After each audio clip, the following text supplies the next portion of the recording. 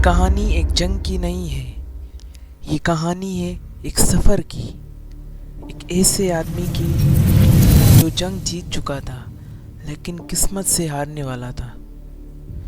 Trojan war ख़त्म हो चुकी थी, शहर गिर चुके थे, दुश्मन मिट चुके थे, लेकिन कुछ जंगें तलवारों से नहीं लड़ी जाती, कुछ जंगें खुदा खुद लड़वाता है। उस आदमी का नाम था ओडाइसियस। दुनिया उसे एक हीरो के नाम से जानती थी, लेकिन खुद ओडाइसियस जानता था असली इम्तिहान अब शुरू होने वाला है। ओडाइसियस सिर्फ बहादुर नहीं था, वो चालाक था, तेज़ दिमाग वाला, और अक्सर यही खूबी उसकी सबसे बड़ी कमज़ोरी बन जाती है।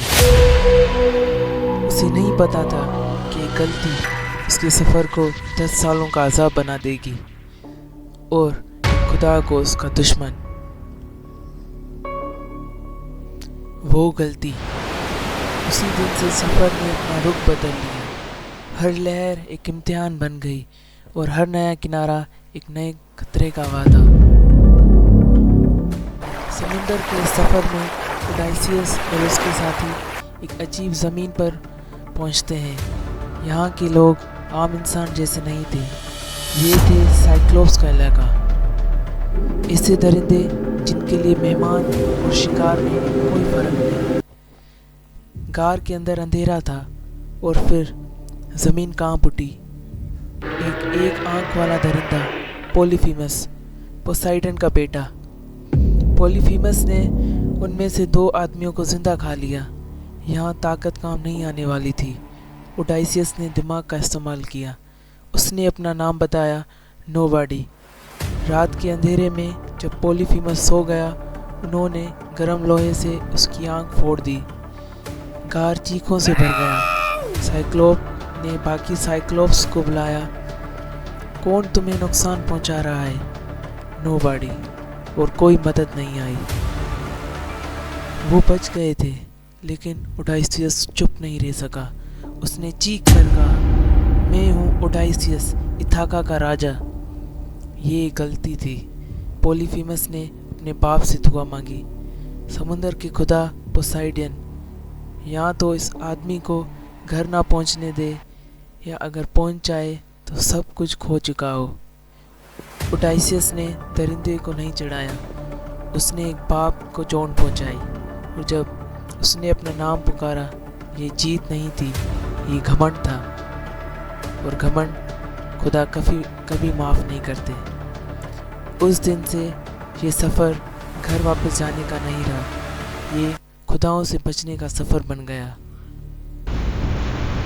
पोसाइडन के कहर के बाद समुंदर ने अपना रंग बदल लिया। तूफ़ान बिना वार्निंग के आते और हर तूफ़ान कुछ ना कुछ छीन लेता। एक दिन वो एक खूबसूरत बंदरगाह पर रुके, लेकिन ये खूबसूरती एक धोखा थी। यहाँ के लोग इंसान जैसे दिखते थे, पर भूख दरिंदों वाली थी। पलक झपकते ही ओडाइसियस के 12 में से 11 जहाज़ तबाह हो गए।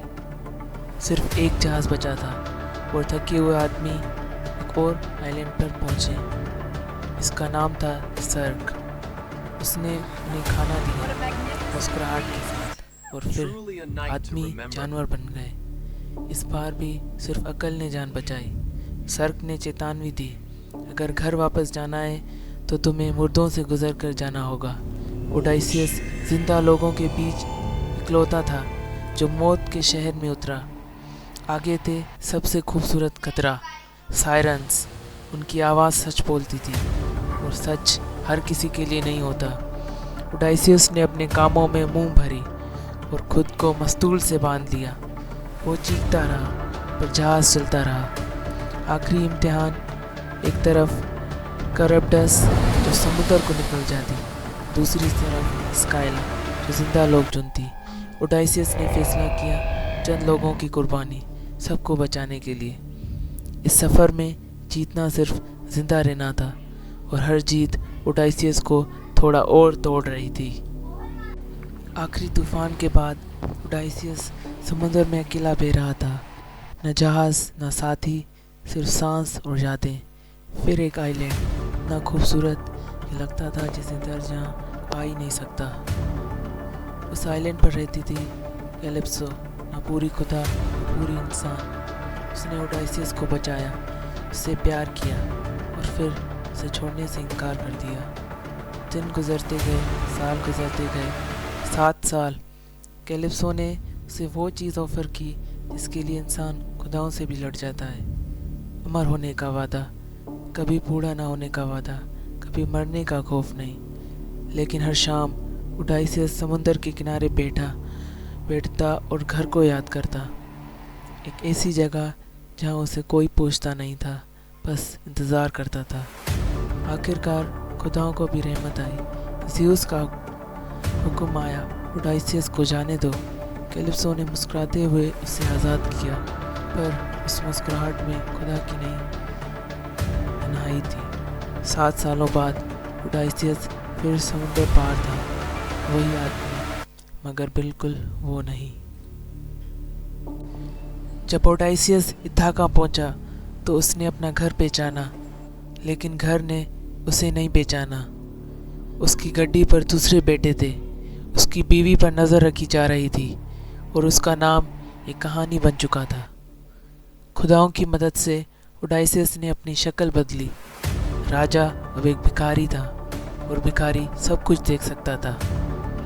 पेनुल्फ ने इंतज़ार किया सालों तक, बिना जाने कि वो जिंदा भी है या नहीं। उसने एक आखिरी इम्तिहान रखा, जो इस धनुष को उठा सके वही मेरा पति। कोई भी सफल नहीं हुआ। फिर भिखारी आगे बढ़ा, उसने धनुष उठाया और जैसे कोई याद वापस आ गई, उसने उसे तान दिया। तीर सीधा निशाने पर लगा। उस पल कहानी ख़त्म हो गई और फैसला शुरू। ओडाइसियस ने अपनी पहचान जाहिर की और फिर खून बहा। ये इंतकाम नहीं था, ये इंसाफ था। घर वापस मिल गया, लेकिन सफ़र का बोझ हमेशा साथ रहेगा। ओडाइसियस जीत गया, लेकिन उसने सब कुछ कीमत में दिया। तो ओडाइसी ये कहानी नहीं, ये सवाल है। अगर घर वापस जाने के लिए तुम्हें सब कुछ खोना पड़े, तो क्या तुम फिर भी वापस आओगे?